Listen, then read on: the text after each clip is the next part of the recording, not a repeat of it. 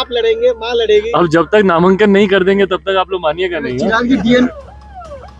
तो चिराग पासवान ने क्लियर कहा कि जब तक नॉमिनेशन नहीं करेंगे तब तक आप मानेंगे नहीं। यानी कि हाजीपुर से चुनाव लड़ने के लिए चिराग पासवान ने कहा है कि हम हाजीपुर से नामांकन करेंगे तभी आप मानेंगे कि हम हाजीपुर से चुनाव लड़ रहे हैं। आपको बता दें कि जदयू नेता पंचीलाल राय के घर उनकी पुत्री की शादी में पहुंचे थे चिराग पासवान, जहां पे पंचीलाल राय से मुलाकात ही तमाम लोगों से मुलाकात की। आपको बता दें कि यहाँ जदयू नेता के साथ साथ राजद नेता भी उपस्थित थे।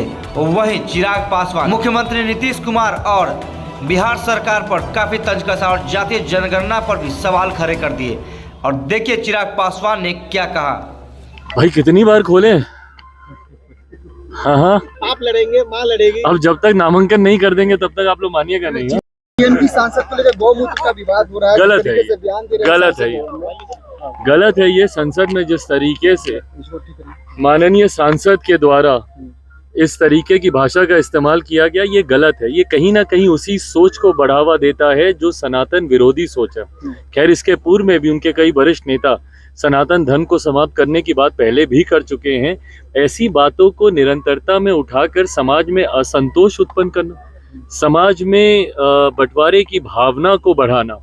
प्रधानमंत्री जी ने चुनावी 3 राज्यों में चुनाव की जीत के बाद अपने संबोधन में खुलकर और स्पष्ट तौर से ये बात कही है कि ऐसे लोगों से सावधान रहने की जरूरत है जो समाज में बंटवारे की राजनीति, समाज को बांटने की सोच के साथ जो लोग राजनीति करते हैं।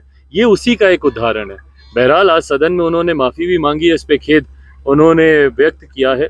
मैं उम्मीद करता हूं कि भविष्य में कम से कम लोगों की भावनाओं के साथ खिलवाड़ करने वाले इस तरीके के बयान सामने नहीं है। सर, हाजीपुर से चुनाव लड़ेंगे क्या? जिसमें सबसे बड़ी जिम्मेदारी आप जा रहे हैं। हर राज्य में कांग्रेस के बड़े नेता बात कर रहे हैं जातीय जनगणना कराएंगे, जातीय जनगणना कराएंगे। उदाहरण क्या?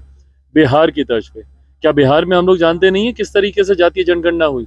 बंद कमरे में टेबल पे बैठ के रिपोर्ट तैयार कर दी गई। किस तरीके से धांधली हुई है, कितनी जातियों को इसमें छोड़ा गया है, कमतर करके दिखाने का प्रयास किया गया है, ये हर कोई जानता है।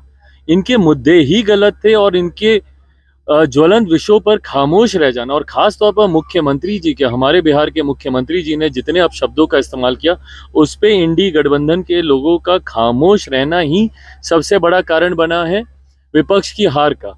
अब ऐसे में इन्हीं को जाकर एकदम आगे बैठा दें तो भैया जो बचा कुचा है वो भी सब समाप्त हो जाएगा। इस लोकसभा विधानसभा में हमने देखा कि अंतिम समय में जातीय जनगणना का एक मुद्दा आया था। आपको लगता है कि 2024 में ये मुद्दा कितना महत्व रखेगा?